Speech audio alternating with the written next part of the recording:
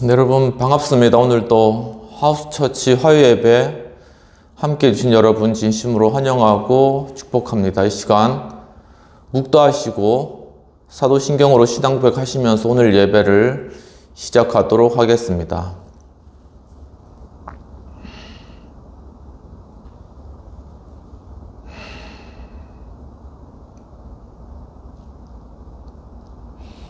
전능하사 천지를 만드신 하나님 아버지를 내가 믿사오며 그 외아들 우리 주 예수 그리스도를 믿사오니 이는 성령으로 잉태하사 동정녀 마리아에게 낳으시고 본디오 빌라도에게 고난을 받으사 십자가에 못 박혀 죽으시고 장사한 지 사흘 만에 죽은 자 가운데서 다시 살아나시며 하늘에 오르사 전능하신 하나님 우편에 앉아 계시다가 저희로서 산자와 죽은 자를 심판하러 오시리라. 성령을 믿사오며 거룩한 공예와 성도가 서로 교통하는 것과 죄를 사하여 주시는 것과 몸이 다시 사는 것과 영원히 사는 것을 믿사옵나이다. 아멘.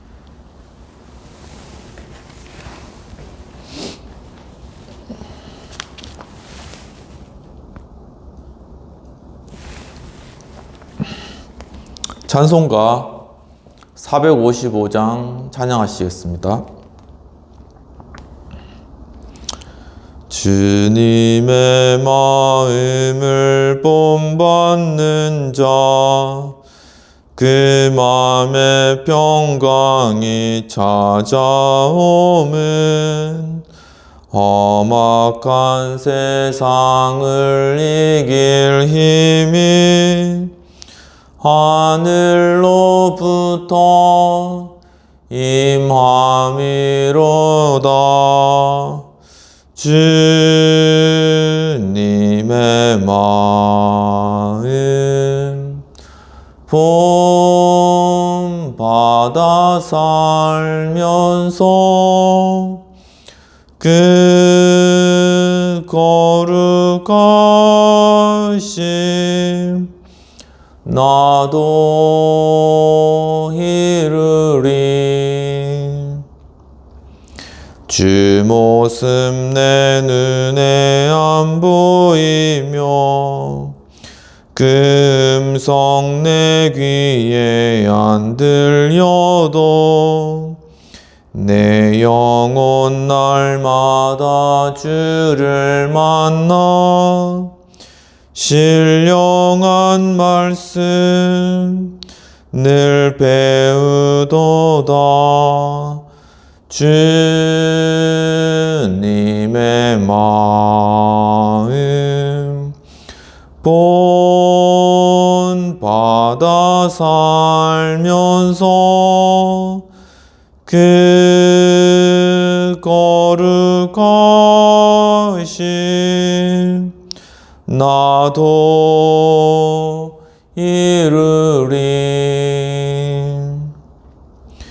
가는 길 거칠고 험하여도 내 맘에 불평이 없어짐은 십자가 고난을 이겨내신 주님의 마음 본받음이라. 주님의 마음 본받아 살면서 그 거룩하심 나도 이르리. 주 예수 세상에 다시 오신 그날엔 무성도 변화하여 주님의 빛나는 그 형상을 다 함께 보며 주 찬양하리.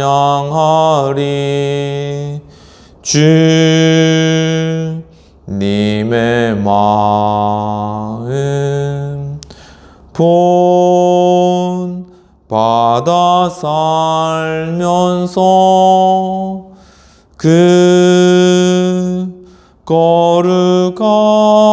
거룩하신 나도 이루리.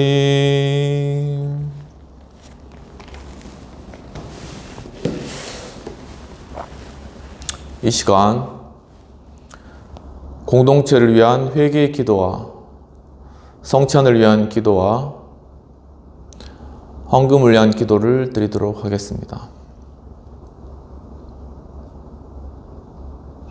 하나님 아버지, 주님, 오늘도 이 저녁 시간에 주님 앞에 나와서 예배할 수 있도록 인도해 주신 은혜를 감사합니다. 하나님, 주님께서 또한 지난 한 해 살펴주시고 저희들을 이끌어 주신 은혜를 감사합니다. 주님, 참으로 저희들이 주님 앞에 또한 많은 죄를 범하고 정말 하나님 앞에 부끄럽게 행하였으나 하나님 아버지, 주님께서는 저희들을 긍휼히 여겨주셔서 멸망치 않고 또 이 한 해를 주님의 은혜로 보내게 해주신 은혜가 얼마나 큰지 주님 앞에 감사를 돌려드리옵나이다. 하나님 아버지, 참 이 해가 마무리되어 갈 즈음에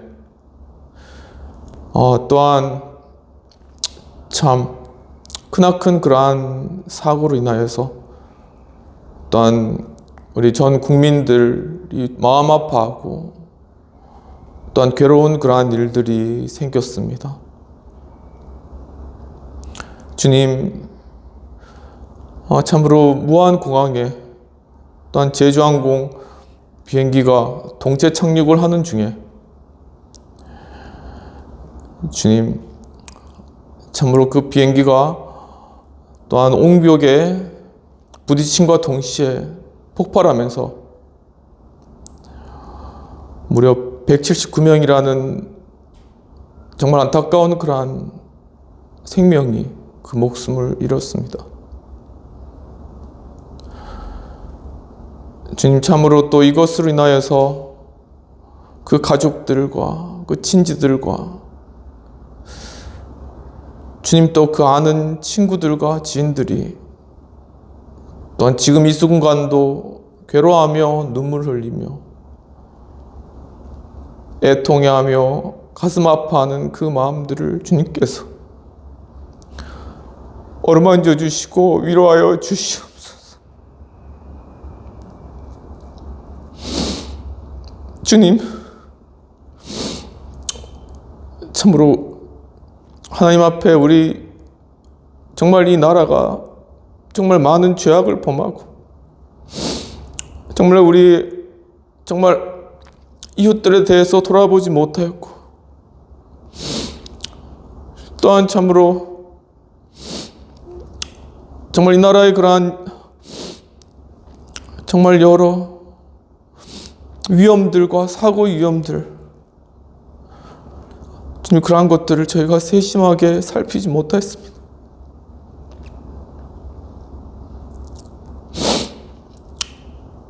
주님, 또한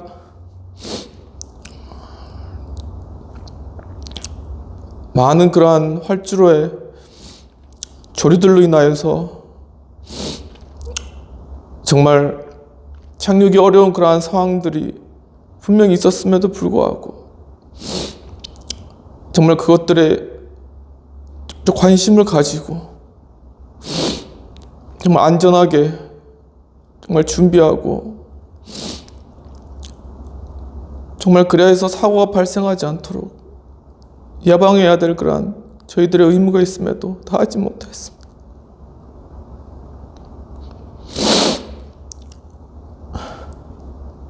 주님, 또한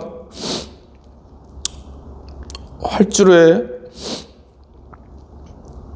비행기가 착륙하여서 그 비행기가 멈추기까지 그 길들을 확보해야 되지만 옹벽으로 가로막아 결국은 비행기가 멈추지 못하고 그 앞에서 폭발해버린 이러한 사고들을 주님 막지 못하였던 정말 이 나라의 저희 공동체의 저희 자신의 우리 개개인의 그러한 잘못과 죄악들을 이 시간 주 앞에 자백하오니 주여 주님께서 용서해 주시옵소서.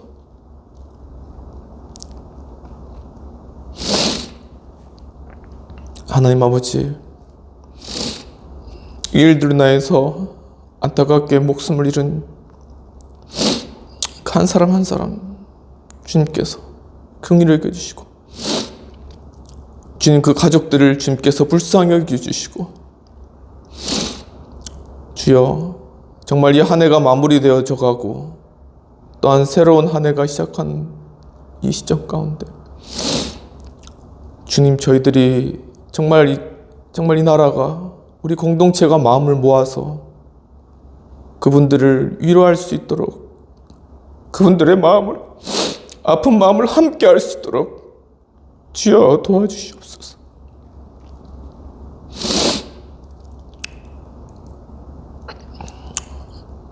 주님 또한 참으로 이제는 다시금 이러한 사고가 발생하지 않도록 주여 저희들을 인도해 주시고 우리의 무관심하였고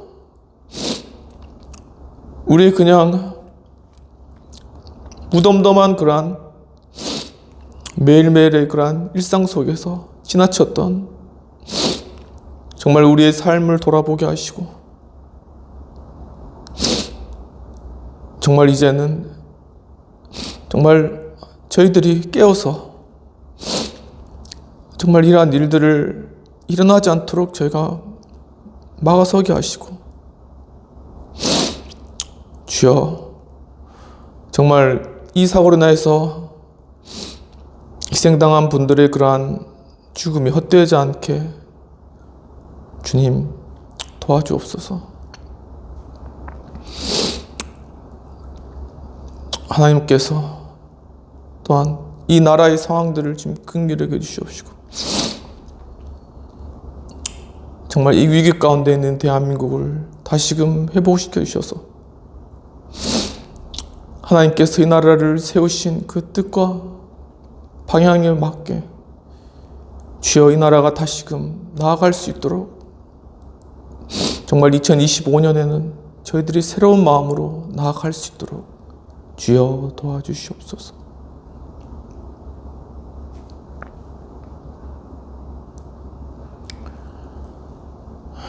이 시간 예수님께서 우리의 죄악을 용서하십니다.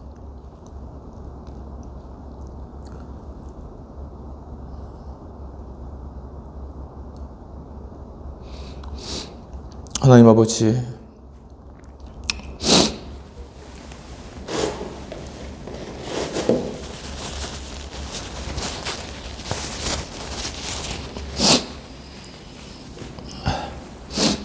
주님, 저희가 또한 이 예배 가운데 주님의 거룩한 성찬에 참여하게 인도해 주신 데를 감사합니다.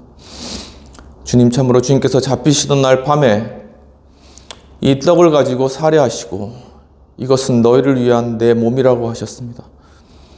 또한 잔을 가지고 살해하시고 이것은 너희를 위한 나의 피라고 말씀하셨습니다. 주님, 저희들이 이 시간 이 떡을 먹고 이 잔을 마심으로 말미암아 예수 그리스도의 십자가에 달리신 그 죽음과 희생과 대속적인 그 사랑의 십자가를 저희도 동일하게 경험하고 함께 할 수 있도록 주님 인도하옵소서. 주여, 하지만 예수께서 죽은 자 가운데서 이제 부활의 생명으로 다시금 살아나신 그 예수 그리스도의 부활의 생명이 주여 우리 마음 가운데도 동일하게 부어지게 하시고 주여, 정말 이 절망적이고 희망 없는 이 상황 가운데서 오직 예수 그리스도의 그 부활의 생명으로 저희들의 마음을 회복시키시고 새롭게 하여 주시옵소서.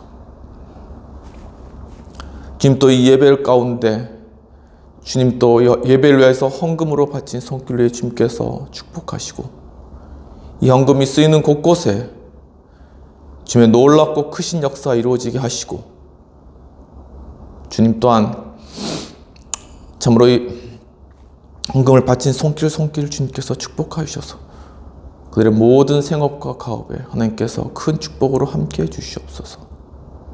주님께 감사하고 이 모든 말씀 존귀하신 우리 주 예수 그리스도 이름으로 기도하옵나이다. 아멘.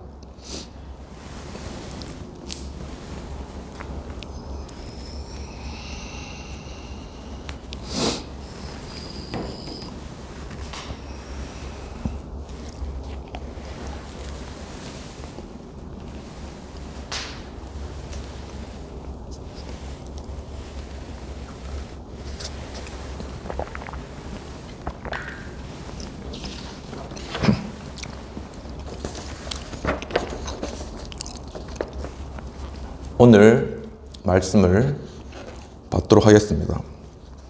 오늘 말씀은 이사야 42장 5에서 8절까지 말씀이 되겠습니다. 하늘을 창조하며 펴시고 땅과 그 소산을 내시며 땅 위의 백성에게 호흡을 주시며 땅에 행하는 자에게 영을 주시는 하나님 여호와께서 이같이 말씀하시되, 나 여호와가 의로 너를 불렀은즉 내가 내 손을 잡아 너를 보호하며 너를 세워 백성의 언약과 이방의 빛이 되게 하리니, 내가 눈먼 자들의 눈을 밝히며 갇힌 자를 감옥에서 이끌어내며 흑암에 앉은 자를 감방에서 나오게 하리라. 나는 여호와니 이는 내 이름이라. 나는 내 영광을 다른 자에게, 내 찬송을 우상에게 주지 아니하리라. 오직 예수님, 예수 그리스도의 은혜와 평강이 있을지어다. 성삼위일체 하나님께 감사와 경배와 영광을 올려드립니다. 오늘도 예수님을 전합니다. 오늘 말씀은 이사야 42장 5에서 8절까지의 말씀이 되겠습니다. 오늘 말씀의 제목은 하나님의 부르심의 세 가지 모습이 되겠습니다. 오늘 본문의 배경은 이사야 39장에 히스기야 왕이 그 병이 치료받고 난 이후에 바벨론 왕이 그것에 대하여서 축하하기 위해서 사신들을 히스기야에게 보내는 장면부터 시작합니다. 히스기야는 이 사신들을 너무 기뻐한 나머지 자신의 궁중에 있는 모든 소유들을 그들에게 보여주게 됩니다. 그 이후에 이사야 선지자가 히스기야 왕에게 와서 무엇을 이 사신들에게 보여주셨습니까? 라고 히스기야에게 묻자 히스기야가 나의 모든 소유를 보여주었다고 이야기를 하였습니다. 그러자 이사야는 이 모든 것이 결국 바벨론으로 옮겨질 것이다 라고 이야기를 하게 되었습니다.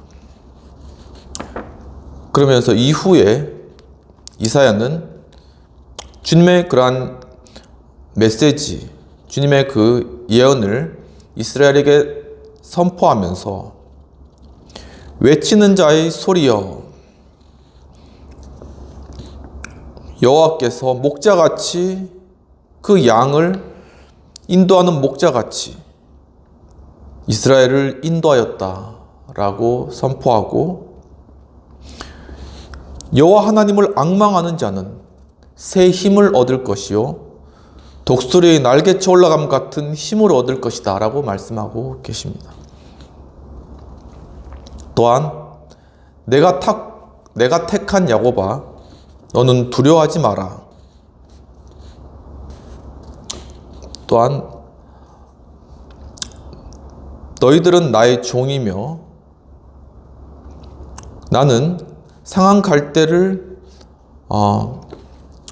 꺾지 않고 또한 꺼져가는 등불을 끄지 않는 그러한 나의 종을 너희 가운데 세워서 그 종을 통하여서 주님께서 정의를 그 땅 가운데 세울 것이다 라고 약속해 주고 계시는 장면입니다.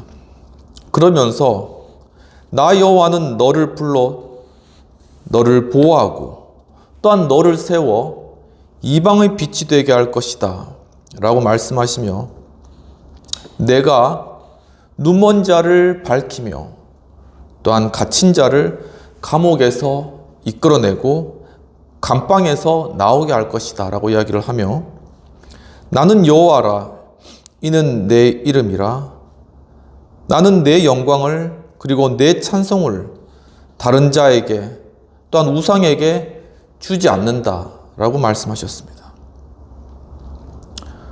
또한 보라 전에 예언한 일이 이루어질 것이다 라고 말씀하시고 내가 새 일을 너희에게 알려주겠다 라고 말씀하신 것입니다.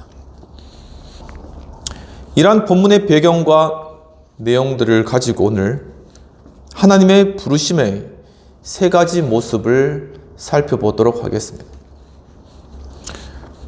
하나님의 부르심의 세 가지 모습, 그 첫 번째는 바로 의로 너를 불렀다라는 것입니다.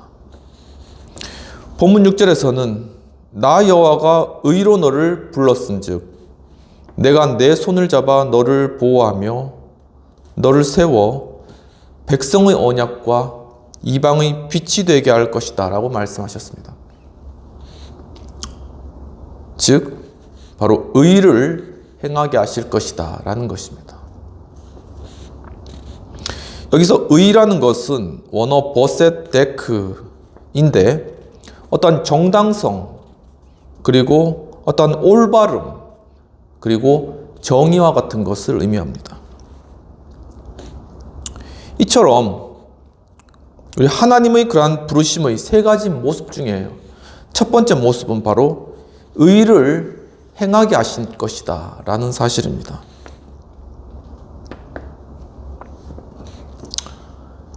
미가서 6장에서는 미가 선지자가 이스라엘에게 여호와께서 내게 구하는 것이 무엇이냐라고 이야기를 하면서 즉 공의를 행하고 인자를 사랑하며 겸손히 내 하나님과 동행하는 것이다 라고 말씀하고 계시는 것입니다. 이처럼 주님께서는 바로 우리를 통하여서 하나님의 공의를 이 땅 가운데 이루기를 원하신다라는 사실입니다. 에베소서 5장에서는 바울은 에베소 교인들에게 너희들은 이제 주 안에서 빛이라 라고 말씀하시고 또한 빛의 자녀들처럼 행하라고 이야기를 하고 있습니다. 참 우리의 모습은 더럽고 연약하고 약할 뿐입니다. 그렇기 때문에 우리의 힘으로는 결코 어떠한 선함과 공의도 이루거나 나타낼 수 없는 그런 존재인 것입니다. 성경에서는 바로 인간의 상태가 가장 악하고 죄악되다라고 이야기를 하고 있는 것입니다. 그렇지만 바로 하나님의 아들 그 예수 그리스도께서 우리에게 다가와 주시고 그분이 빛이시기 때문에 우리가 그분을 영접할 때 우리 마음 가운데 계신 그 예수 그리스도의 빛이 사랑 가운데 비추게 하여서 바로 하나님의 선하심을 사랑 가운데 나타나게 된다라고 이야기를 성경에서는 우리에게 말씀하고 있는 것입니다. 바로 그렇기 때문에 바로 우리들이 하나님의 빛의 자녀가 되었다라는 표현들을 오늘 바울이 사용하고 있는 것이죠.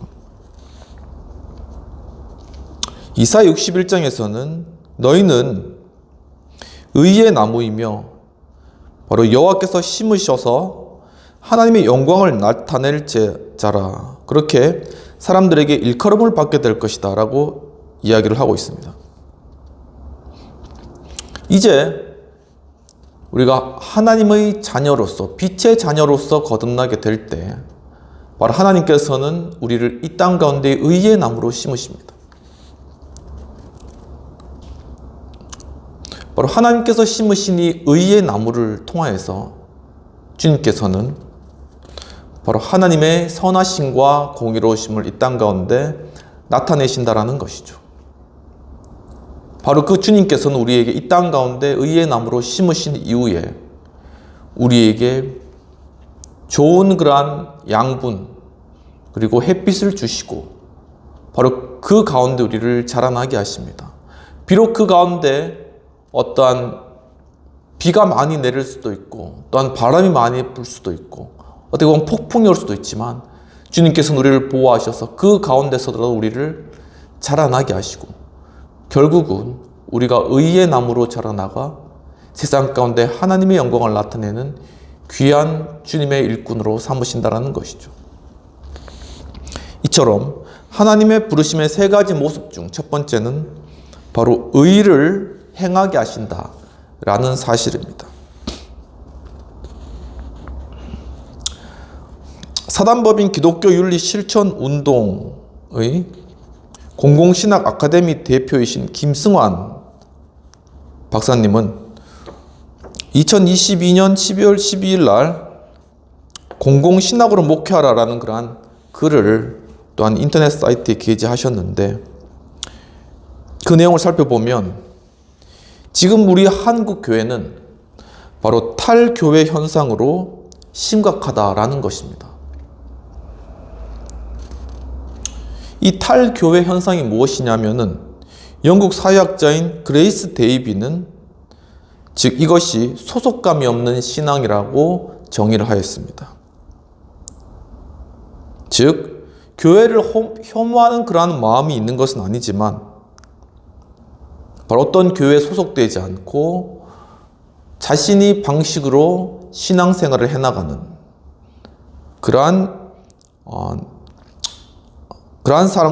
성도들이 많아지는 그러한 현상을 바로 탈교회 현상이라고 지칭한 것이죠. 그런데 이 한국 교회에서 나타나는 현상은 이 영국에서 나타나는 이러한 탈교회 현상과는 좀 더 다른 그러한 양상을 나타내고 있다라고 진단하고 계십니다. 그것은 바로 이 탈교회 현상 가운데 교회를 혐오하는 그러한 일들이 함께 이루어지고 있다는 것이죠. 바로 여기에 공공신학의 필요성이 있다라고 주장하고 계신 것입니다. 남아프리카의 공공신학자인 존 드루시 박사님은 신학의 목표라는 것은 어떠한 신학을 습득하는 것에 그치는 것이 아니라 바로 그것을 행동으로 나타나는 데까지 나아가야 하는 것이 신학의 목표이다라고 이야기를 하고 있습니다. 세계적인 신학자 미로슬라브 볼프도 역시 기독교는 결국 세계의 종교로서 궁극적인 선에 관심을 가지고 있어야 된다라고 주장하고 있습니다. 이와 같이 우리 한국 교회가 이전에는 지역교회 중심 그리고 자신의 구역에 있는 사람들에게 선을 베풀고 그들을 잘 양육하는 것에 그쳤다면 이제는 바로 이 땅 그리고 이 사회 가운데 나아가서 사람들의 아픔과 또한 고통이 무엇인지를 듣고 또한 공공의 영역 가운데서 마땅히 교회의 목소리를 내면서 이 땅 가운데 공의를 실천하는 이러한 교회의 모습으로 우리가 변화하지 않는 이상은 한국교회에 나타나는 탈교회 현상 그리고 또한 이 가운데 더욱더 심각한 교회 혐오의 현상들을 수그러들게 잠재울게 할 수 없다라는 것입니다. 이미 사람들은 교회의 대형화와 그 거대화된 그러한 모습들을 보고 하나의 기업화된 교회의 모습 가운데 또한 자기 교회만을 위하는 그러한 어떠한 모습들, 그러한 것들에 이제는 질려서 더 이상 교회에 흥미를 잃어버린 그러한 현상들이 발생하고 있습니다. 이와 함께 코로나 팬데믹과 또한 여러 악재들이 함께 겹쳐져서 교회에 있는 그러한 성도들 역시도 이제는 교회를 떠나고 도리어 교회라는 하나의 어떤 큰 집단에 관한 혐오감을 가지게 되는 그러한 상황까지 이르는 그러한 위험한 상황 가운데 있다라는 것입니다. 지금 우리의 처한이란 한국 정치의 그러한 여러 불안정성과 위험스러운 상황들, 그것에 대해 우리가 굉장히 우려스럽게 생각하지만 사실 그 이면에 이 한국 교회의 그러한 분열과 또한 위험성은 우리가 간과하기 쉬운 그러한 영역이지만 바로 우리가 지금 당하고 있는 이러한 정치적 현실과 마찬가지로 우리 교회 역시 분열되고 서로 비난하고 또한 서로 나누어지고 또한 서로 이탈하는 이러한 탈교회 현상, 그리고 교회 혐오 현상이 점점 심해지고 있다는 그러한 사실을 지금 우리 정치 현실을 바라보면서 자각하는 그러한 저와 여러분 되시기를 주님의 이름으로 축원합니다. 교회가 과거에는 지역 종교의 그러한 모습으로서 개인이나 마을의 번영을 추구했다면 볼프 교수님은 이제는 지구적 번영과 공공선을 추구하는 것이 중요하다라고 이야기를 하고 있습니다. 이와 관련해서 사이토 주니치 박사님께서는 네 가지의 중요한 그러한 공공신학의 요소들을 말씀하셨는데, 첫 번째는 하나의 합의를 형성하여서 공공성을 이루는 것입니다. 즉 바로 공론장의 그러한 현장으로 교회가 나아가야 된다는 것입니다. 정말 이 사회의 그러한 아픔, 이 사회의 그러한 불공정함, 이 사회의 그러한 불의와 같은 것들을 이 공론장 가운데 교회가 나아가서 그것에 대해서 피하거나 숨거나 그것을 무시하는 것이 아니라 적극적으로 그것에 대응하고 그것에 대해서 발언하고 이야기하며 무엇이 선한 것이고 공의로운 것이면 무엇을 이루어야 될지를 적극적으로 이 공론장 가운데 참여하여서 이 공공성을 교회가 회복해야 한다는 것입니다. 두 번째는 복수성입니다. 복수, 즉 두 가지를 의미하는 것이죠. 즉 이 교회는 정말 사람들에게 나아가고 또한 공적인 영역 가운데 그리스도의 선을 나타내는 이러한 부분들을 동시적으로 함께 이루어 가야 된다는 것입니다. 그러니까 어느 한 부분도 우리가 놓치거나 소홀히 여겨서는 안 된다라는 그러한 사실인 것이죠. 세 번째는 생명지향성입니다. 결국 이 교회가 추구해 나가는 그러한 공공선의 방향은 바로 생명입니다. 결국 생명을 살리고 또한 생명을 보존하며 또한 생명을 지켜나가는 그러한 방향으로 나아가야 된다라고 이야기를 하고 계신 것입니다. 네 번째는 그 가운데 친밀성을 유지해야 한다는 것이죠. 우리가 이 땅 가운데 살아갈 때 우리가 서로 간의 어떤 친밀한 가운데 관용을 가지고 있다면 비록 우리의 입장이 다르다 할지라도 우리는 함께 갈 수가 있습니다. 비근한 예로 우리 부부 사이만 보아도 우리가 서로 상대방에 대한 애정과 사랑이 근본이 된다면 우리의 의견이 좀 다르다고 할지라도 한 가정을 이루어서 나아갈 수 있다는 것이죠. 이와 동일하게 우리 사회 역시도 서로에 대한 친밀감 그리고 관용의 정신을 기반으로 한 그러한 공동체 가운데 정의를 찾아가는 그러한 행위가 이루어져야 된다는 것입니다. 다시 말하면 우리가 이 땅 가운데 살아가는 국민으로서 공동체의 일원으로서 우리 공동체의 다른 일원인 사람에 대해서 적으로 생각하고 내가 살거나 너가 살거나 그러니까 내가 죽거나 너가 죽거나 그거밖에 없다는 아주 이분법적인 그러한 사고 가운데 극도의 갈등으로 나아가는 것은 결코 바람직하지 않다라는 것이죠. 하나님의 그러한 공의로운 기준에도 적합하지 않다라는 것입니다. 즉 공의와 사랑 이 두 가지가 합쳐진 그러한 모습이 완전한 하나님의 의이고 그러한 것들을 이 땅 가운데 이루어내며 또한 공공의 현장 가운데서 그런 것들을 나타내는 것이 교회의 역할이라는 것입니다.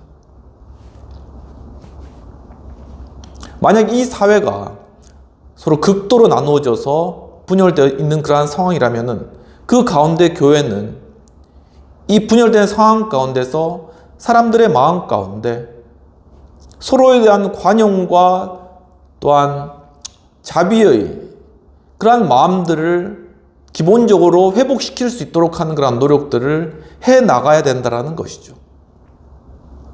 정말 사회를 통합시키고 연합시키며 함께 나아갈 수 있도록 하는 그 중심에 교회가 서 있어야 된다는 것입니다.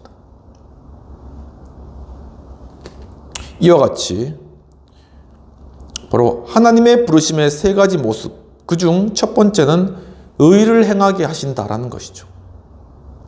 정말 이 땅 가운데 우리 교회가 이제 나아가서 분열되고 갈라지고 소외되고 가슴 아픈 그 현장 가운데서 상처를 치유하고 마음을 회복시키며 또한 갈라진 그러한 마음들을 다시금 회복시킨 가운데 서로 연합하게 하고 그 가운데 서로에 대한 잃어버렸던 신뢰를 회복시키고 또한 기본적인 관용의 정신을 심어주어서 비록 갈등과 서로 경쟁이 있다 할지라도 정말 그 가운데 참된 해결책을 찾아 나가도록 그 뒤에서 이러한 것들을 지원하고 또한 기도로 협력하며 함께 나가는 그리고 어떨 땐 이끌어 나가는 그러한 교회가 되어져야 한다라는 그러한 것들을 오늘 말씀 가운데 확인할 수가 있는 것입니다. 그렇다면 하나님의 부르심의 세 가지 모습 중에 두 번째는 이방의 빛이 되게 하셨다라는 것입니다. 6절에 나 여호와가 의로 너를 불렀은즉 내가 내 손을 잡아 너를 보호하며 너를 세워 백성의 언약과 이방의 빛이 되게 하리니 라고 말씀하고 있습니다.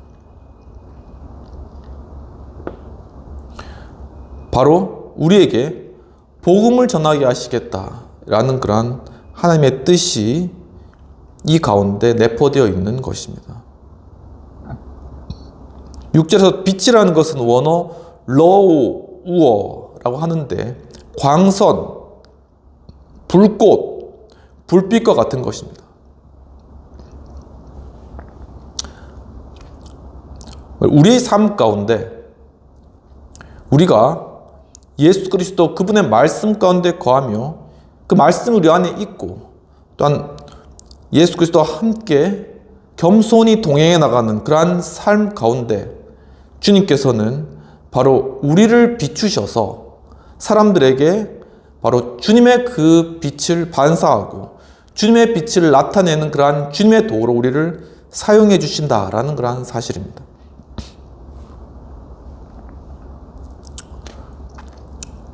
그런데 바로 이러한 주님의 사용하심과 우리를 통해서 나타내는 그 빛의 그러한 범위는 바로 우리가 있는 이 삶의 현장에 그치는 것이 아니라 바로 우리의 삶 현장을 넘어서서 또한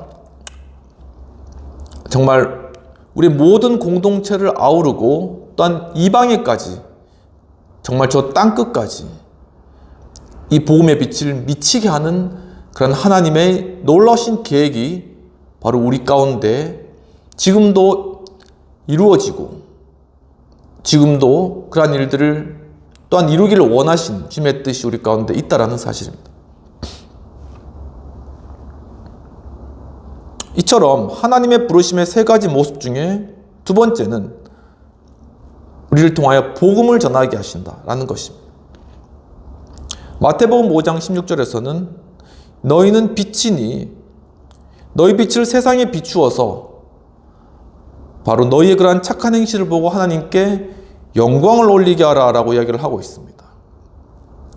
여기서 중요한 것은 너희 빛을 세상에 비추고 또한 착한 행실을 너희의 착한 행실을 통하여서 하나님께 영광을 올려드리라는 것입니다.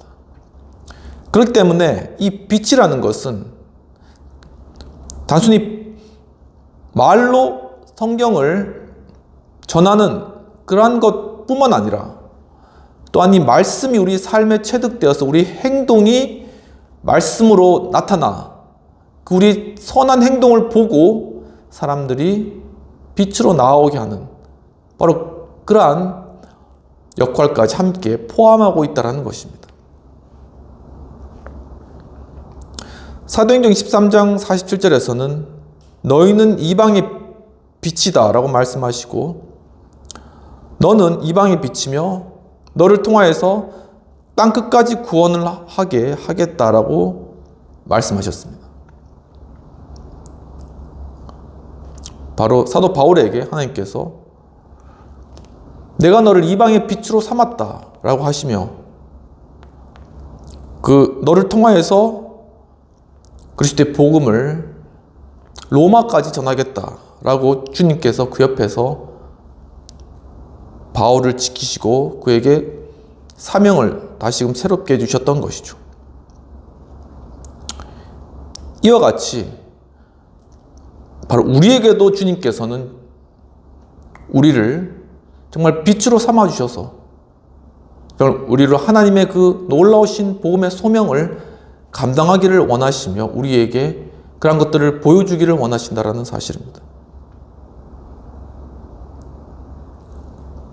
그것은 비록 어떤 목사나 아니면 선교사나 어떤 그러한 위치를 가지고 나아가는 것만을 한정하는 것은 아닙니다.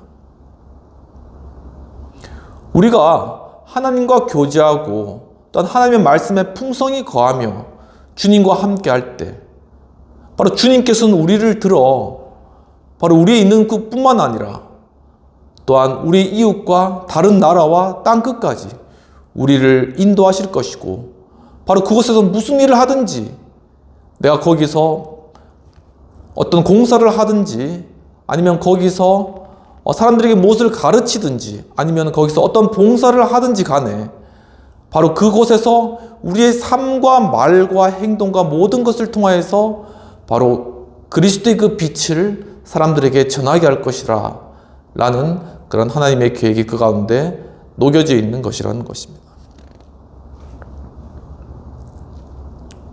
바로 이러한 것이 가능한 이유는 바로 예수 그리스도께서 우리 마음 가운데 참빛으로 오셨기 때문입니다. 요한복음 1장 9절에서는 참빛 곧 세상에 와서 각 사람을 비추는 빛이 있었다라고 말씀하고 있습니다.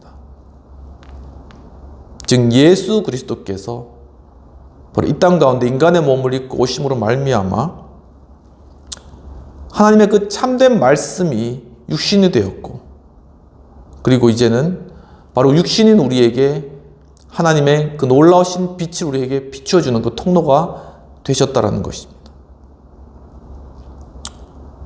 그 예수 그리스도를 우리가 믿고 영접하고 우리가 그분과 동행하게 될 때 이제는 주님께서 바로 예수님의 그 빛을 우리에게도 주시고 우리에게는 예수 그리스도를 사람들에게 나타내게 함으로 말미암아 하나님의 빛을 비추게 하시는 이러한 놀라운 사역들을 우리를 통해서 이루실 그러한 놀라운 섭리와 계획 가운데 있다라는 사실인 것이죠.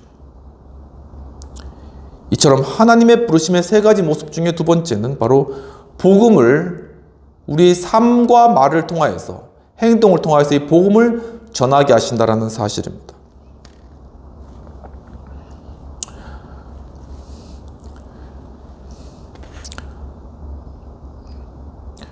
(2014년 4월 25일) 날 이제 신약학자인 이필찬 교수님이라는 분이 백투 예루살렘 운동을 어떻게 이해할 것인가라는 그러한 책을 이제 내셨는데, 이제 그 북콘서트를 개혁 종론이라는 그러한 잡지에서 취재를 하였습니다. 설요한 기자님이 취재를 하신 그러한 내용들이 좀 나타나 있는데, 이제 여러분 아실 분은 잘 아시겠지만 이 운동이 예루살렘이 땅끝이고 이 예루살렘을 지정학적으로 회복되어야 된다라고 그렇게 이제 주장하면서 이제 그 땅을 회복시키기 위해서 나아가야 된다. 즉 다시금 예루살렘으로 복음을 전하러 가야 된다라는 것이 바로 백투 예루살렘 운동입니다. 인터컵에서 한 것이죠. 그런데 이제 이 운동에서 이스라엘에 대해서 이해하는 그러한 이해가 어떠한 부분이냐면은, 하나님께서는 아브라함을 복의 근원이라 하셨다 라는 것인데, 그것은 하나의 이스라엘 민족, 어떤 민족적인 그러한 개념, 하나의 어떤 이스라엘을 회복시키는, 그 어떤 민족을 회복시키고 이스라엘을 복의 근원으로 삼겠다라는 그러한 어떤 그러한 개념에 그치는 그러한 것이 아니라는 것입니다.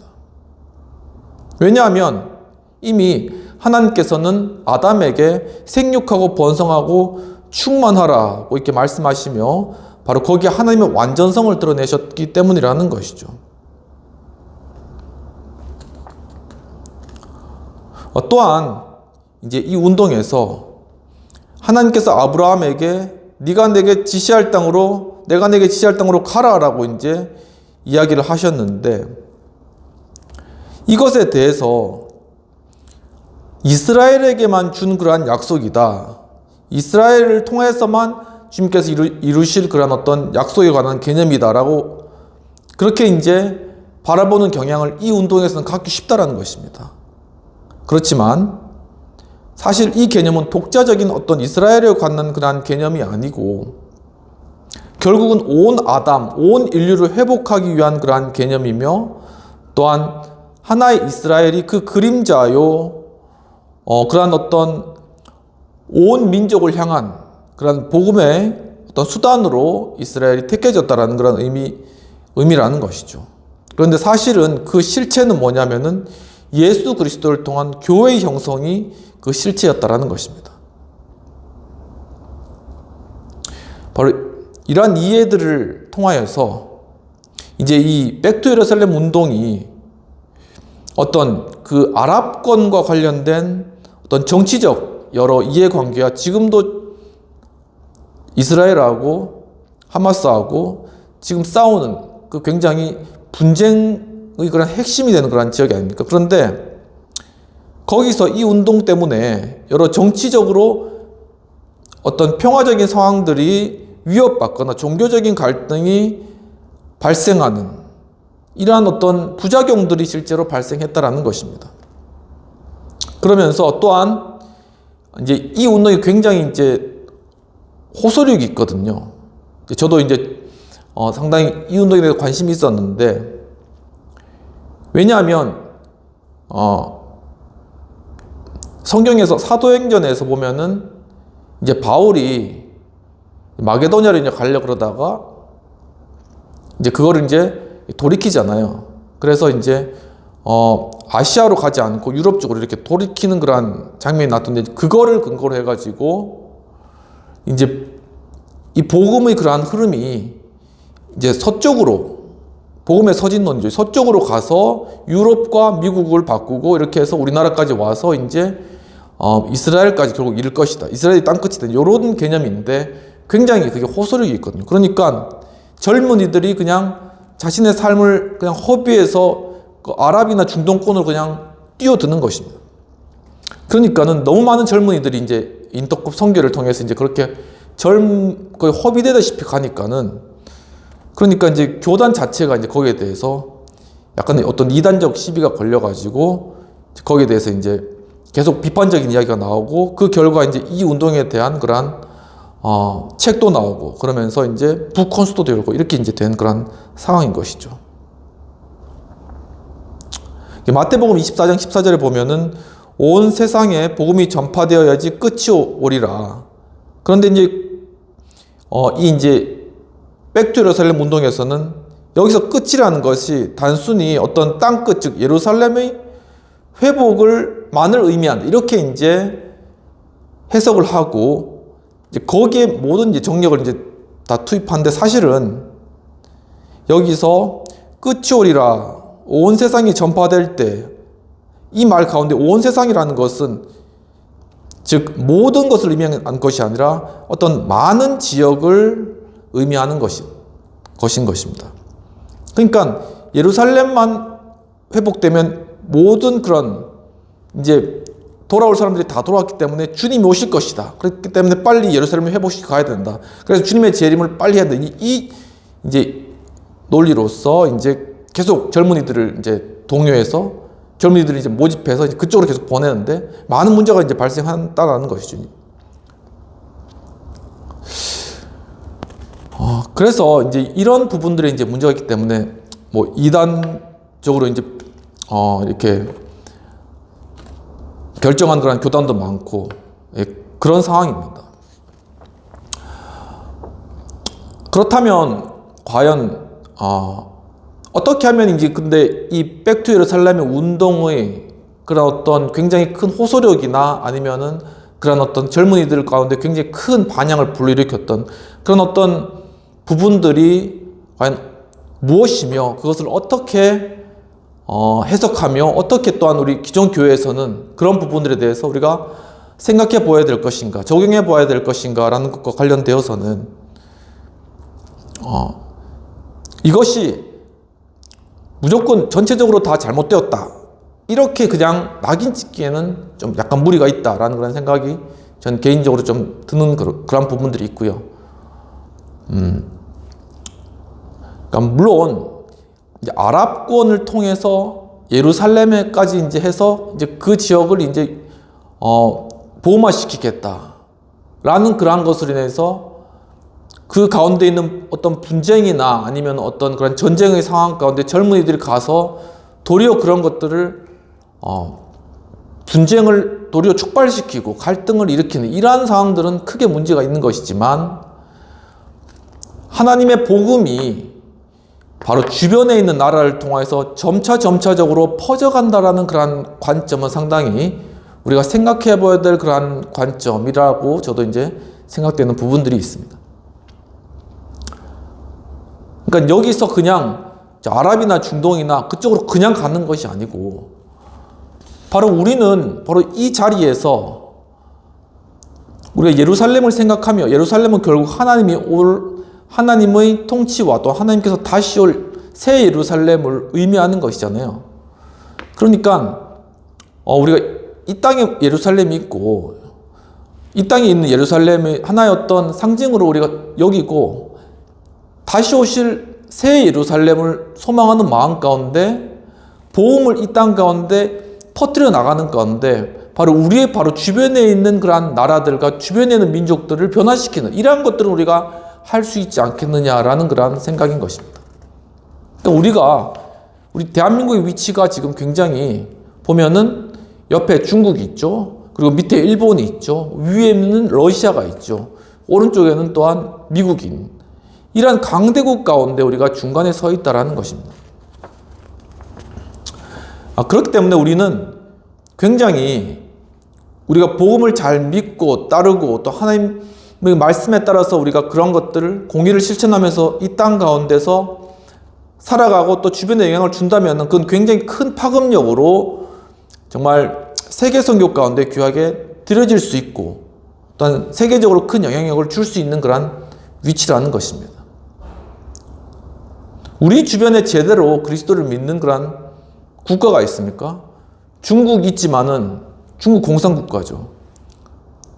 그리고 일본도 기독교인 숫자가 그렇게 많지 않습니다. 러시아는 러시아 정교회가 있지만 최근에 이제 소비에트 연방, 이제 소련에서 다시 러시아로 넘어온 이런 상황이고 지금 또 푸틴이 있고 이런 상황이 있잖아요. 그러니까 우리 민족이 바로 이러한 위치 가운데서 주님의 복음을 받아들여서 이 가운데 한국교회 이렇게 부흥, 발전하게 되고 많은 선교사를 파송하게 된 그러한 어떤 일에는 그리고 또한 급속하게 한강의 기적을 통해서 한국 경제가 발전한 이러한 상황들 가운데 분명히 하나님의 어떤 계획하심이 있고 하나님의 그러한 인도하심이 있다라는 것입니다. 그렇기 때문에 우리가 그러한 어떤 소명과 인도하심을 받아들이고 정말 우리의 주변에 있는 그러한 국가들에게, 일본에게, 중국에게, 러시아에게 이렇게 복음을 전해간다면 바로 그러한 파급력들이 결국은 세계 가운데 말 그대로 땅끝 가운데로 퍼져갈 거라는 것이죠. 선하게 그러한 영역들이 주어질 것이라는 것입니다. 바로 우리는 그러한 사명을 가진 그러한 민족이라는 것입니다. 또한 우리는 이스라엘과 굉장히 유사한 그런 여러 측면들이 많이 있어요. 예를 들면 뭐 안녕하세요라는 그런 것들을 샬롬으로 이야기를 한다거나 또한 뭐 샤론의 꽃 뭐 그런 것들이 우리의 무궁화와 또 유사점들이 있고 그 외에도 또한 많은 유사점들이 있고 그렇기 때문에 어떤 학자들 같은 경우에는 바로 이 이스라엘이 하나님의 이 땅 가운데 영혼들을 구원하시기 위한 어떤 하나의 예수 그리스도 그 메시아를 보내시기 위한 하나의 그리스도의 초림의 그러한 국가로서 쓰임 받았다면은 바로 이 대한민국은 바로 예수께서 다시금 이 땅에 오실 그래서 하나님의 온전한 나라를 이루실 그러한 주님의 재림을 준비하는 그러한 나라로서의 그러한 사명을 받은 그러한 국가이다라는 그렇게 보신 그러한 학자들도 계시는 그러한 상황이라는 것입니다. 그런 여러 가지 의견들과 여러 가지 상황들을 종합하고 또한 우리나라의 그러한 고유의 그러한 모습들을 바라볼 때 우리가 그러한 하나님께서 이 땅을 향한 그러한 사명들을 우리가 다시금 회복하고 또한 다시금 상기시키면서 이 민족에게 주어진 그러한 소명들을 어떻게 감당할 것인가라는 것을 다시 한번 생각해 봐야 된다는 것입니다.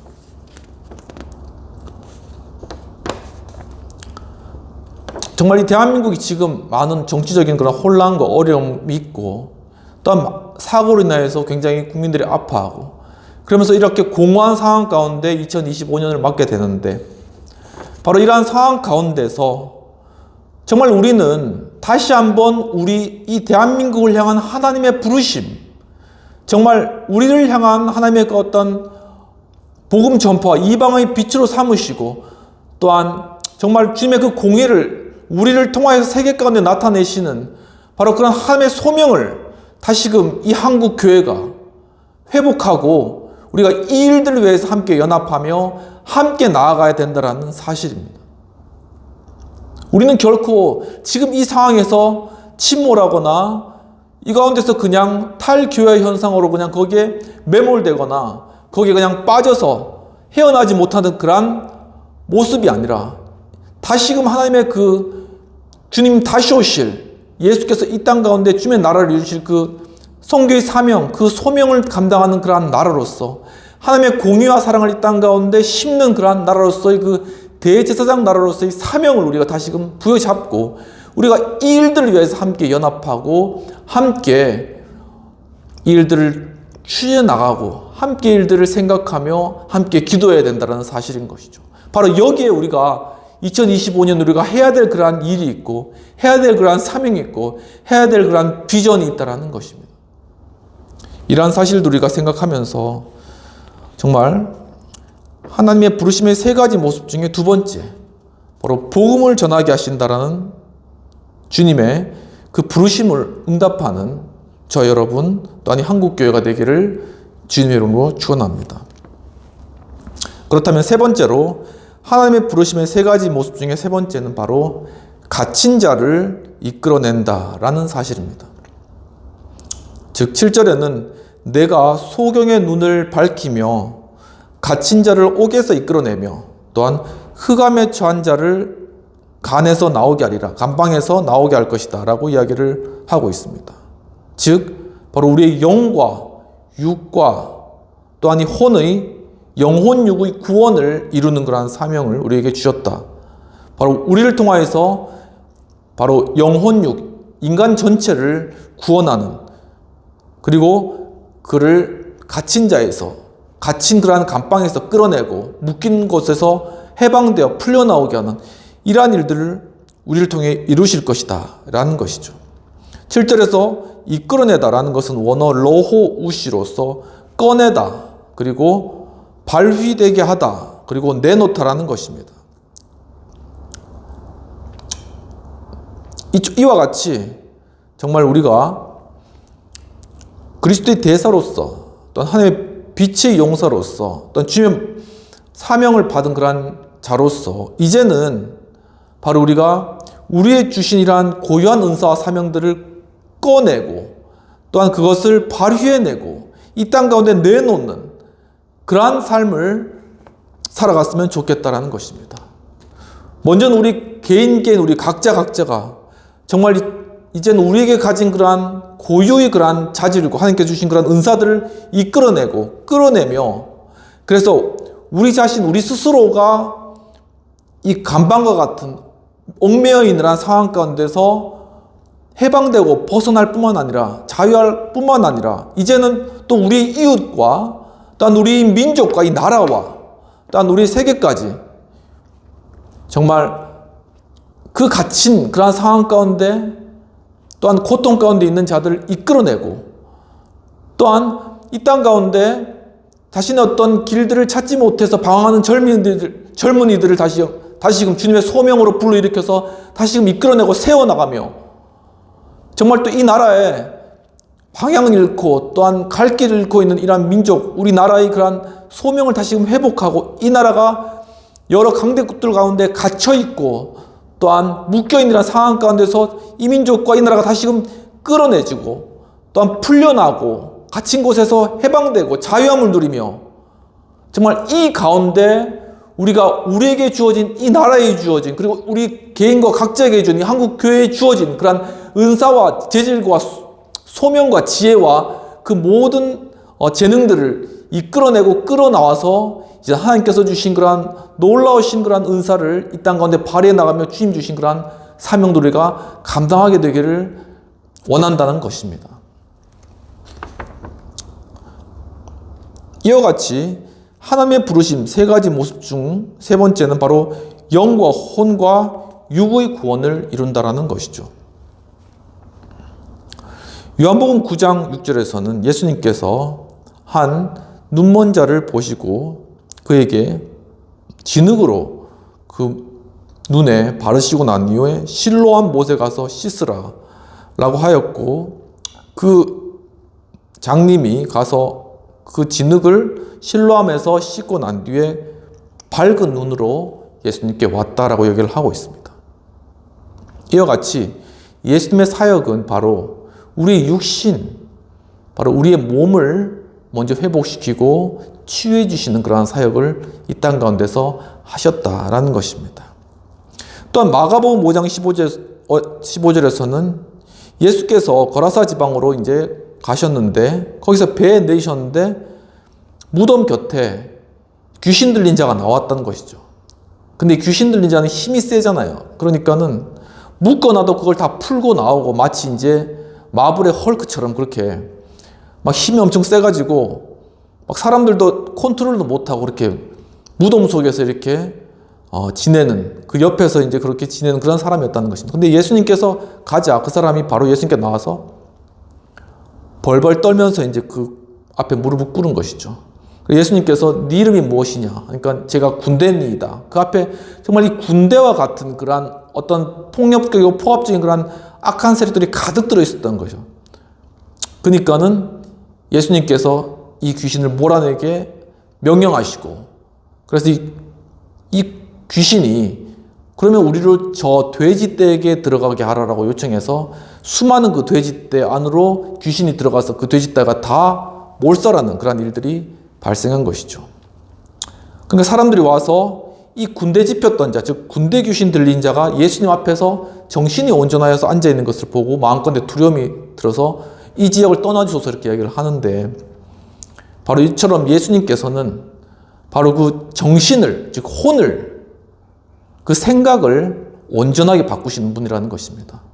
정말 이 수많은 유튜브와 또한 많은 영상들과 많은 이 세상 포스트 모더니즘적인 그런 여러 철학들을, 그러한 방향들 가운데 왜곡되고, 또한 그 가운데 우울감과 또한 괴로움 가운데, 또한 마음의 상처와 아픔과 어려움 가운데 정말 달려나가지도 못하고, 또한 자신의 이야기를 또한 당당하게 이야기하지도 못하고, 이렇게 살아가는, 정말 이렇게 묶여있고 무덤 속에서 살아가는 그러한 많은 그러한 사람들, 많은 또 젊은이들, 이러한 자들을 정말 예수 그리스도의 그 능력으로, 그 빛으로, 주님께서 또한 귀신을 쫓아내는 그러한 능력으로 그들을 치유하고 회복시켜 나가는 그러한 것들도 주님께서 계획하신 그러한 중요한 사역 중에 하나라는 것을 알 수 있겠습니다. 또 누가복음 17장 19절에서는 나병 환자 10명이 나타나는 것이죠. 근데 예수님 지나간다는 것을 알고 이 문둥병자들이 가서 예수님께 와서 우리 그러한 질병을 고쳐주소서라고 했을 때 예수님께서 그들을 다 고쳐주셨습니다. 그런데 이제 그들이 이제 기뻐서 빨리 달려서 이제 성내를 걷죠. 왜냐하면은 이제 구약의 율법에 따르면은 문둥병에서 나았다는 사실을 대제사장에게 보이고 거기서 이제 물로 씻음 받고 정결하게 되었다는 그런 판정을 받아야지 자기 가족들과 함께 이제 자유롭게 살아갈 수 있기 때문인 것이죠. 그래서 이제 9명은 그렇게 막 달려갔는데 한 명, 즉 사마리아인, 그 당시 이방인은 다시금 예수님께 돌아와서 예수님 앞에 무릎 꿇고 감사를 드렸다는 것이죠. 그러니까 예수님께서 그 사마리아인에게 그 9은 어디 있느냐라고 이렇게 물어보면서 이 사마리아인에게 하는 말씀이 바로 내 믿음이 너를 구원하였다라고 얘기를 하고 있습니다. 그러니까 그 9명은 자신의 육신적인 질병은 치료받았을지 모르지만 바로 이방인이었던 이 사람은 자신의 육신적 질병뿐만 아니라 그 영혼의 구원을 받았다라는 것이죠. 즉 예수 그리스도를 믿음으로 바로 영혼의 그러한 구원을 소유하게 되었다라는 것입니다. 이처럼 예수님의 사역은 우리의 육신을 고치시는 사역, 이 물질적인 세계 가운데 그것을 치유하시는 사역들을 이루시고, 또한 우리 정신적인 영역 가운데, 우리 혼의 영역 가운데 그 정신을 고치시고 올바르게 바르게 하는 그러한 역사들을 이루시고, 또한 최종적으로는 그 영혼을 구원하셔서 그 영혼을 천국으로 이끄시는, 그 영혼을 하나님 백성 되게 하시는 바로 그러한 것들까지, 바로 영과 혼과 육을 통합적으로 구원에 이르게 하시는 그런 사역들을 이루셨고, 바로 이러한 사역을 우리도 같이 감당하게 하기를 주님께서는 계획하시고 원하시고 우리에게 그런 사명들을 주셨다는 사실입니다. 이처럼 하나님의 부르심의 세 가지 모습 중에 세 번째는 바로 영혼 육의 구원을 이루었다라는 그러한 사실인 것입니다.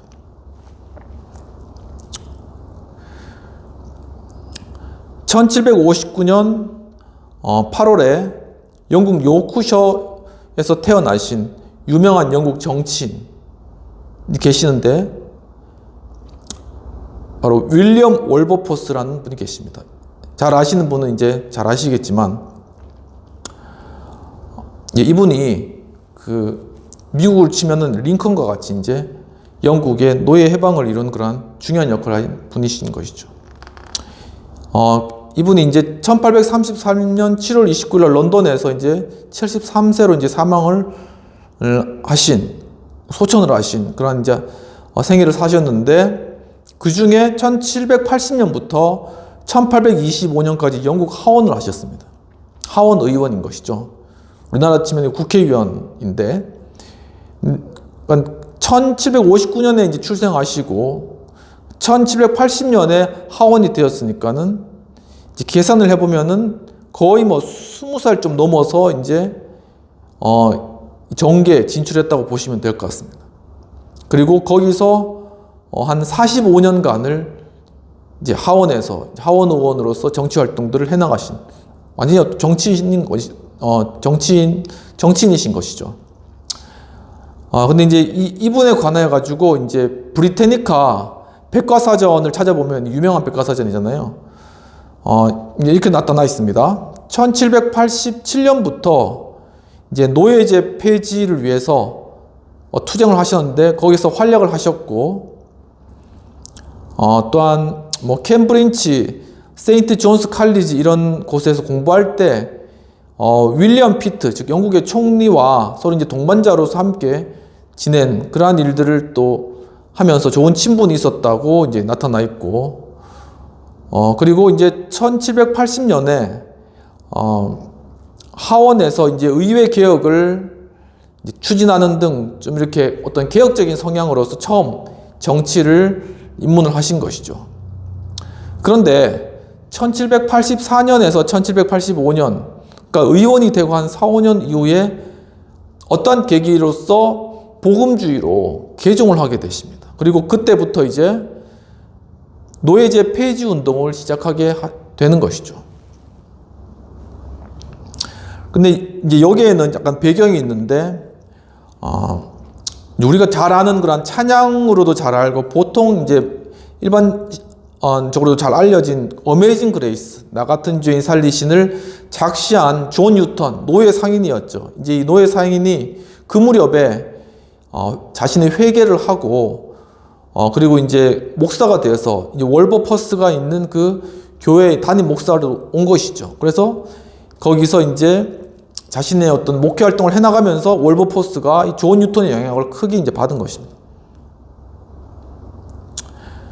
그러면서 1789년, 그러니까 그가 이제 하원 의원이 된 지 한 9년, 10년 정도 됐던 때 노예 무역에 반대하는 12개의 결의안을 이제 채택해서 그것을 제출하고, 또한 1791년에는 그것을 다시금 재제출하는, 법안을 다시 재제출하는 그러한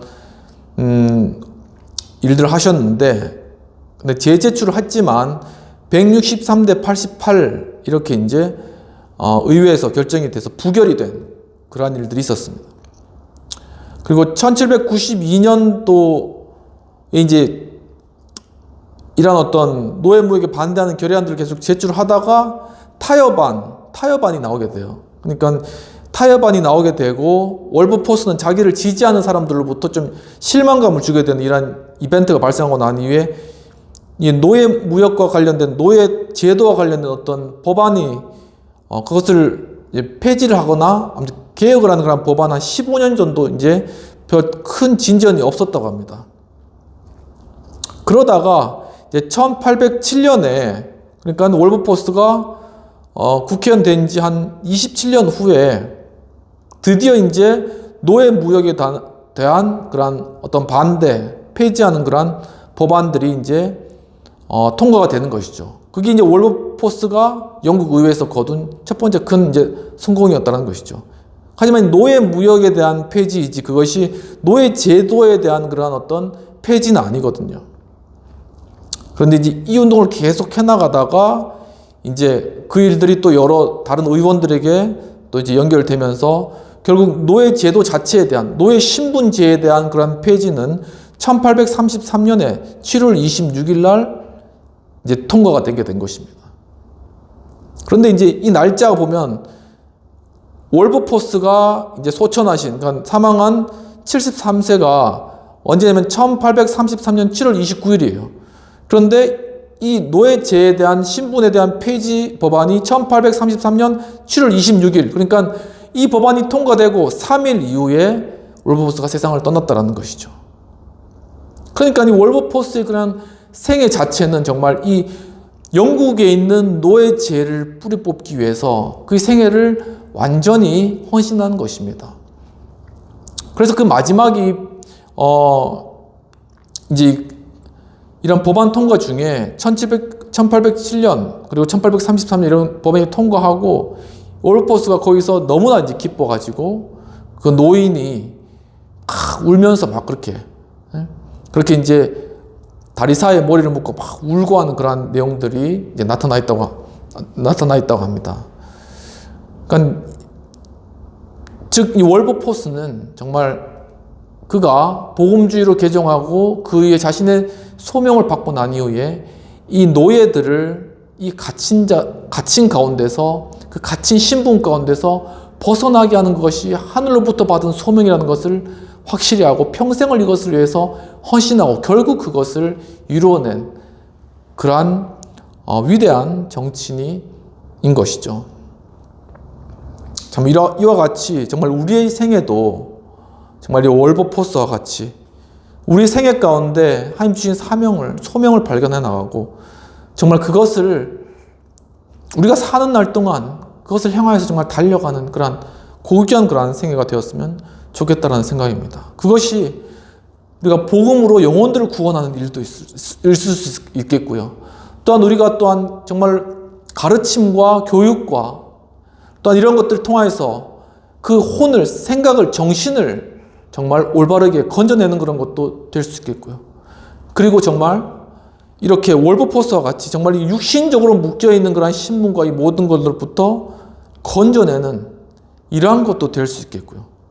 참으로 이러한 귀한 그러한 복된 그러한 사역들, 그러한 것들을 감당하는 저 여러분 되시고 정말 또한 우리 이 대한민국도 정말 이 대한민국에 있는 정치인들 그리고 대한민국에 있는 이러한 정치 기구들 그리고 정말 기업들, 학교들 이 모든 곳에서 정말 이 소명, 사명을 발견내고 정말 그것을 위해서 열심히 노력해가고 정말 그 가운데 참 하나님 주신 사명을 해나감을 통하여서 정말 생의 기쁨과 의욕을 회복하고 또한 우리 민족이 함께 우리 나라가 함께 기뻐하고 나아가는 그러한 일들이 정말 다가오는 2025년도에 충만하게 우리 가운데 이루어지기를 축복하고 간절히 기도합니다. 말씀을 정리하도록 하겠습니다. 하나님의 부르심에 대한 세 가지 모습. 첫 번째는 의로 부르셨다. 즉 의를 행하게 하셨다라는 것이고, 두 번째는 이방의 빛이 되게 하셨다. 즉 복음을 땅끝까지 전하게 하셨다라는 것이며, 세 번째는 갇힌 자를 이끌어내게 하셨다. 즉 영과 혼과 육을 구원해내셨다라는 것입니다. 이처럼 하나님께서 이스라엘에 대하여서 의로 부르시고 또한 이방의 빛이 되게 하시고 갇힌 자를 이끌어내게 하시니란 빛의 소명을 정말 2025년에 우리 각 개인과 또한 우리 공동체와 이 한국교회와 이 나라가 잘 감당해 나갈 수 있도록 함께 기도하도록 하겠습니다. 하나님 아버지, 오늘 또한 예배 가운데 저희들이 다시 한번 하나님 앞에 주신 그러한 소명과 비전을 발견하기를 그러한 원하는 그러한 마음으로 정말 주님의 말씀을 먹고 또한 그 말씀을 우리에게 받고 그것을 다시금 새겼습니다. 주님, 참으로 우리에게 정말 주님의 그 고귀한 사명을 맡겨주신 그러한 사명자로서 정말 이제는 우리가 나아가서 참으로 예수 그리스도의 복음의 대사로서 정말 그 영혼들을 또한 그 육신들을 또한 그 정신들을 건져내고 회복해 나가는 정말 그래서 우리 스스로 또한 우리의 주변에 있는 이웃과 이 공동체와 한국 교회와 이 대한민국 이 나라가 정말 주님의 손에 의해서 건진받고 다시 빛 가운데 나아가며 우리 잃어버렸던 비전을 발견해 나가고 우리 받은 소명을 새롭게 하며 이제는 함께 나아가는 정말 주님께서 맡겨주신 이러한 대상 나라로서 사명 감당하는 그러한 나라 될 수 있도록 주님 함께하여 주시옵소서. 주님, 참으로 또한 정말 이 영상을 시청하시는 그러한 분들 가운데 정말 질병으로 암으로 고통받는 그러한 분들이 있습니다. 하나님께서 정말 지나왔던 그러한 상처와 아픔과 또한 이 투병기간의 괴로움들을 주님께서 아시오니 하나님께서 그 괴로움과 마음 또한 아픔, 슬픔과 또한 고통을 주님께서 하감하시고 주여 하나님께서 정말 이 새해 주님의 충만한 그러한 은혜를 베풀어 주시고 주님의 충만한 빛으로 말미암아 이 암이 치료되고 질병도 치유되며 모든 그러한 우울증과 또한 모든 그러한 어두움과 또한 마음을 옥죄는 이러한 모든 생각들이 예수 이름으로 다 떠나가고 또한 우리의 막혔던 그러한 문들 정말 우리의 관계의 문들과 우리의 진학의 문들과 또한 우리의 직장의 문들과 이러한 모든 것들이 참 예수 그리스도의 그러한 새로운 그러한 빛과 소명 가운데 정말 열려지고 회복되며 주님 또한 여러 경제적으로 힘들고 어떤 어려운 상황 가운데 있는 이러한 분들 주님께서 찾아오셔서 정말 2025년에 정말 그런 모든 그러한 가정 경제도 또한 사업과 직장도 회복되고 정말 주님의 그 놀라운 축복으로 말미암아 살아나는 정말 그러한 귀한 한 해 될 수 있도록 주님 축복하여 주시옵소서. 특히나 지금 여러 정말 항공기 사고로 인해서 정말 절망 가운데 있는 우리 한 분 한 분 주님께서 찾아오셔서 그 마음을 주님 붙들어 주시옵시고 정말 그 마음을 위로해 주시옵시고 정말 절망 가운데 정말 그 헤어나지 못하는 그 상태를 그냥 머물지 않게 하시고 정말 주님 말씀으로 다시금 살려주셔서 주여 다시금 일어나게 하시고 다시금 용기 주시고 다시금 새 힘으로 함께하여 주시옵소서.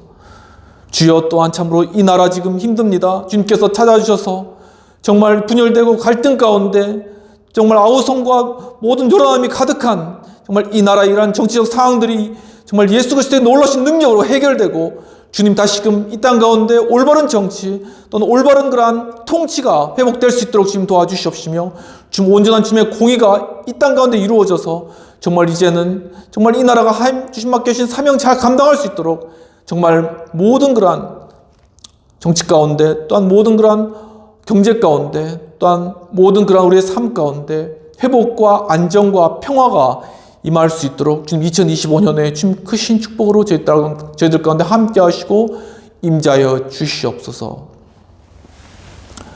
이 시간 예수 그리스도의 크신 은혜와 하나님 아버지의 놀라우신 사랑과 성령님의 감화감동 역사하심이 참으로 주님의 그러한 놀라우신 소명과 사명을 다시금 회복하고 이제는 참으로 우리 자신이 정말 모든 갇힌 것에서 해방되고 자유함을 얻을 뿐만 아니라 나아가서 이제는 영혼들 정말 영혼 육을 구원해 나가고 하나님 소명으로 복음의 빛으로 나아가기를 원하는 우리 행복한 교회 또한 하우스 처치 또한 여의도 신우회 모든 성도님과 회원님과 또한 이 영상을 시청하는 모든 분들에게 지금부터 영원까지 함께 하실지어다. 아멘. 여러분 한 해도 수고 너무 많이 하셨고 또한 정말 고생하셨습니다. 또 여러 아픔과 어려운 일들 많이 있으시겠지만 참 주님 주신 그러한 사랑과 은혜로 참 주님의 크신 위로와 가운데 정말 올 한 해 참 잘 마무리하시고 참 이 새해에 참 주님의 크신 그러한 위로와 또한 인도하신 가운데 여러분의 모든 그러한 삶 가운데 주님 축복이 가득하고 또한 정말 모든 문제들도 해결받고 정말 다시 모든 것이 참 원상태로 정말 정상으로 그리고 정말 그 가운데 참된 평안으로 함께한 새해 되기를 주님으로 축원합니다. 오늘 좀 설교가 길었는데 장시간 또 함께 예배 참여해 주신 여러분 감사드립니다.